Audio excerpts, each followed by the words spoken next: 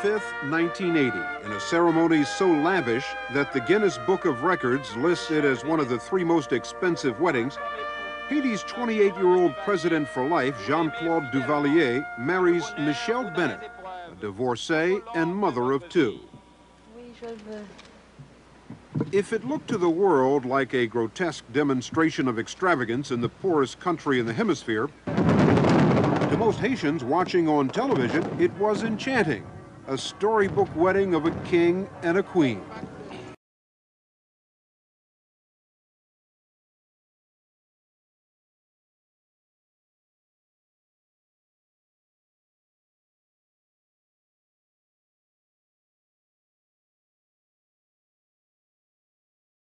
She was the first person in those 30 years to understand that show business was the name of the business. And her show business was very well done. As First Lady, Michèle immediately enlisted Haiti's TV network to promote herself as a champion of the poor and to solicit contributions for her Michèle Bennett Duvalier Foundation. Every day, the elegant First Lady was featured in scenes like this, launching vaccination campaigns, touring hospitals, giving her heart to the people. It was a powerful image that won over even such a symbol of saintliness as Mother Teresa. She took over literally this country, and within 1 year, she had kicked out of the palace Jean-Claude's mother. All of Jean-Claude's mother's relatives, 98 of them, were exiled. So she literally went after the Duvaliers with a vengeance. I mean, to literally exert her power. It was dumb because when Michèle was speaking, and she would shut him up. Yes, she would shut him up. In the cabinet meeting? Oh, well, she insult anybody at any time. Nobody could resist her. Were people afraid of her? I beg your pardon. She frightened everybody.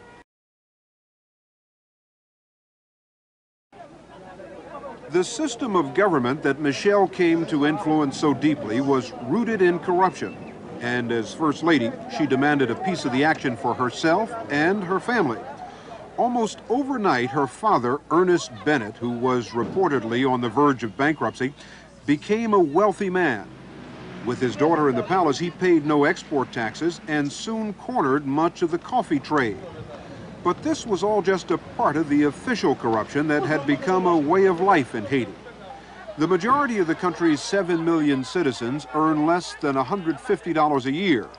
And for more than a quarter of a century, the Duvaliers used their power to extort nickels and dimes from every transaction carried out by these desperately poor people. Even U.S. aid shipments were often diverted and sold for profit in the marketplace.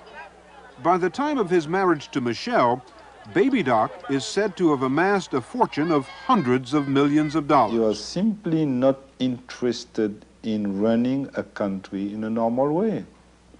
What was he interested in? Money, money, and money. What about his wife? What was your impression of her? She was even more greedy than he was himself, because she had to catch up. But what about the First Lady's foundation and the millions of dollars she had raised on behalf of the poor? That was just a cover. Just a cover. Was she taking a lot of money out of it, you think? Oh, yes, yes. I believe that was a very important source of income for her. This scene came to symbolize the blind arrogance of Baby Doc and Michèle's regime, the dictator hurling small change to the poor, while he and his wife extorted hundreds of millions.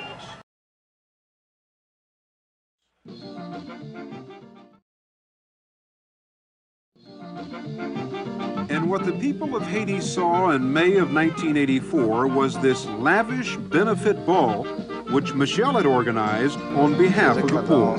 The champagne that was being offered. I remember that night they didn't give Dom Pérignon, they gave Krug. Very expensive. The most goddamn expensive champagne in the world. Haiti had never seen anything like it. Ministers' wives dressed in Parisian gowns, a jeweler flown in from Paris to present a $30,000 necklace as a door prize. This party was broadcast live over Television Nationale, the government. As president for life, Baby Doc, with his private army of thugs, the Tonton Macoute, ruled Haiti with unchecked brutality.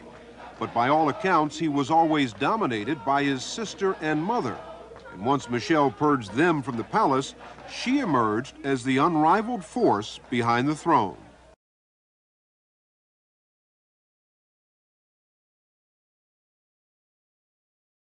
Michèle and an entourage of 14 set off on a fateful shopping trip to Paris. And for the first time, people got very angry because Michèle spent $1 million for 1 week and then asked for a second million from the governor of the central bank, and she got it. And we understand that she spent $1.7 million.